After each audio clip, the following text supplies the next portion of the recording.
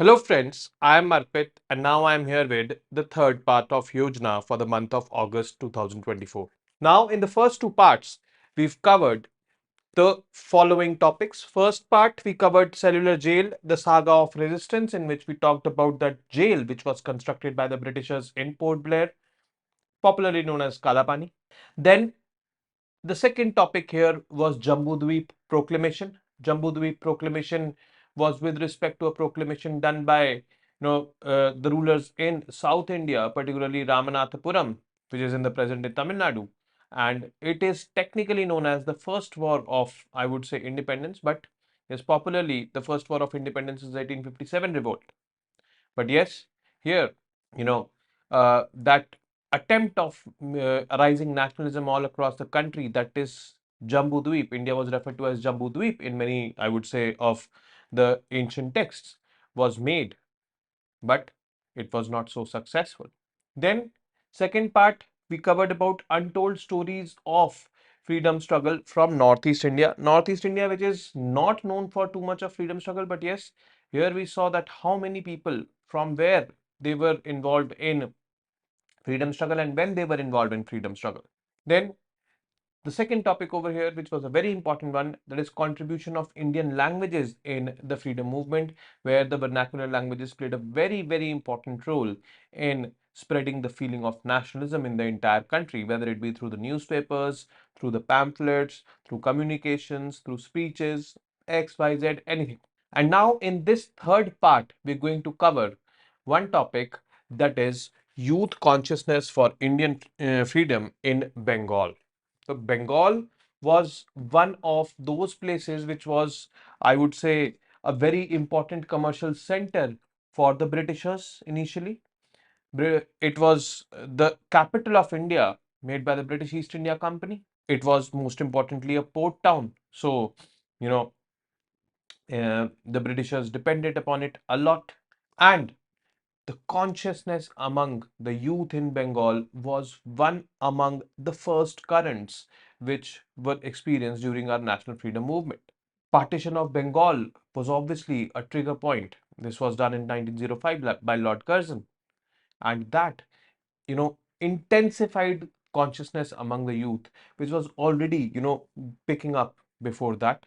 And, participation of youth was immense during the protests in that and during the Swadeshi movement, which was led by Bal Gangadhar Tilak.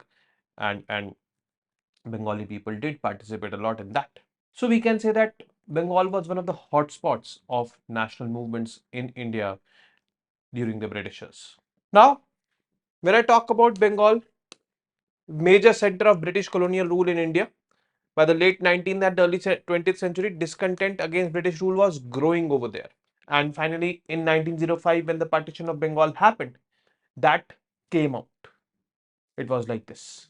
The partition of Bengal by the British government was a major turning point. This decision was seen as an attempt to divide and rule, which sparked widespread protests and helped mobilize the youth in Bengal.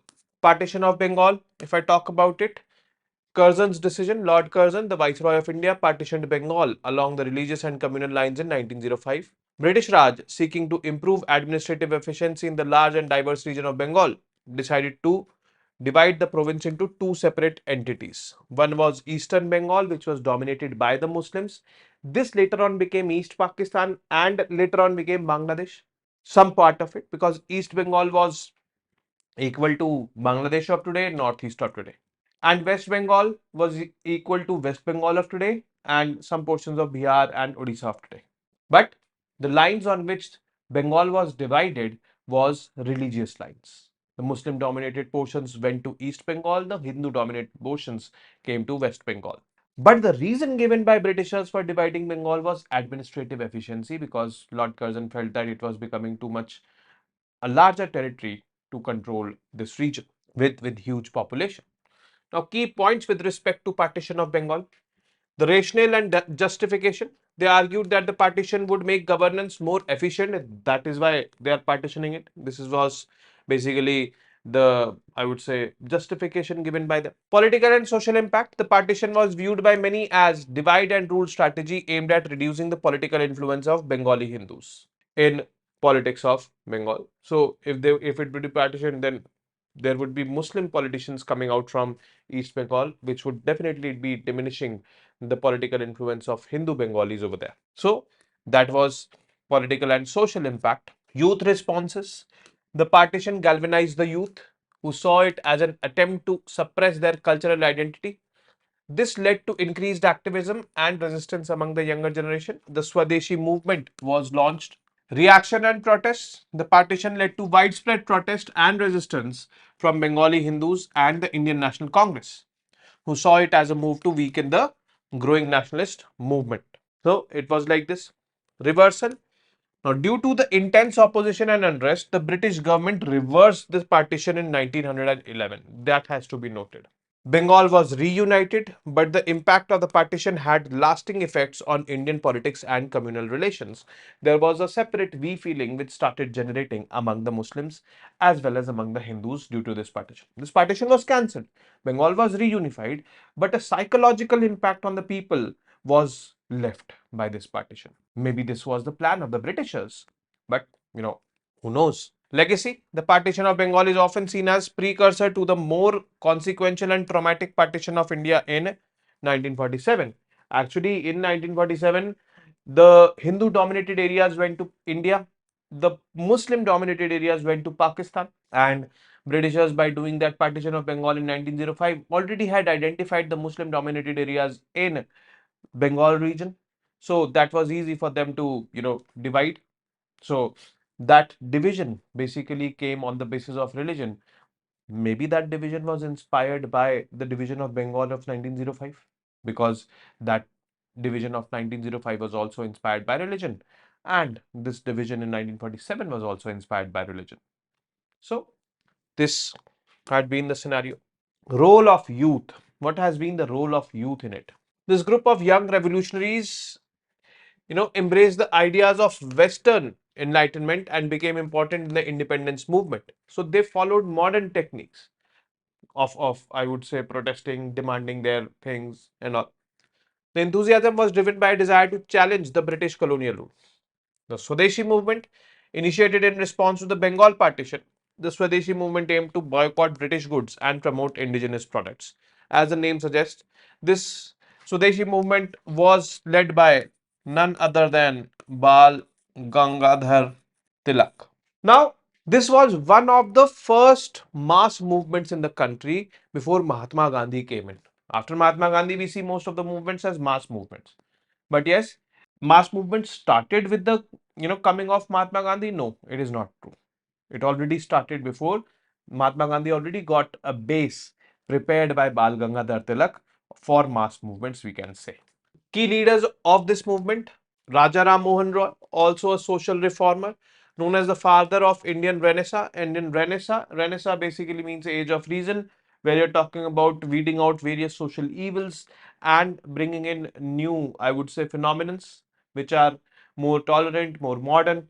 Roy was a leading figure in the Young Bengal movement. He advocated for social reforms, including women's rights and abolition of sati, and promoted rationalism and education. Then Ishwar Chand Vidyasagar, he was also instrumental in social reforms in the country. A scholar, reformer, and educator, Vidyasagar supported women's education and fought against child marriage. His work to modernize Bengali literature and script has a lasting impact. Then Bankim Chandra Chatterjee, the one who has written Vande Matram, became symbols of nationalism which later, and his novel Anand Math was also quite inspiring for the youth against the Britishers. Netaji Subhash Chandra Bose, the more you say, the less it is about this figure. So, his leadership of the Indian National Army and his call for revolutionary action with his slogan, "Give me blood and I shall give you freedom," deeply resonated with the youth. Let me tell you that these figures which we are studying, it is not only related to this movement of Swadeshi movement, but yes, overall in the national freedom movement, what have been the contributions by prominent Bengalis, and these are the Bengalis we are talking about. Rabindranath Tagore, a Nobel laureate, Tagore used his literary prowess to evoke nationalism. The war begins with this mighty pen. His composition of the national anthem Jana Gana Man reflects his contribution to the freedom movement. Then Aurobindo Ghosh was both a revolutionary and a spiritual thinker. His writings advocated for both political struggle and inner transformation, influencing the nation's consciousness. And finally, when we come to end of this, I would want to say that Bengal was one of the hotspots of national movement. Bengal was one of those regions which has given, I would say, prolific leaders to the country. Whether we talk about Raja Ram Mohan Roy, Ishwar Chand Vidyasagar during the social reform era, or post that Rabindranath Tagore or Subhash Chandra Bose, these people have immensely contributed for the freedom of our country. Unfortunately, what Bengal is going through right now is very unfortunate. And I personally believe that justice should be delivered, and it should be delivered as soon as possible. I'm talking about that rape case which has happened in Kolkata, because this is not what our freedom fighters dreamt of. This is not an India they were willing to, bring into. So that needs to be taken care of. Now, with this, I'm signing off for this month's Yojana. I will be meeting you next month, and I will be discussing the issues with respect to the topics mentioned in the magazine, Yojana magazine of the month of September. Try to read the original text of Yojana. It will definitely help you. I've summarized that for you guys, and you know, this series will continue as it is. There was a hiccup last month, but yes, we'll try not to bring such kind of hiccups in the future ever. So that is all from my end. Namaste, Jai Hind. See you next month with this edition of Yojana of September 2024.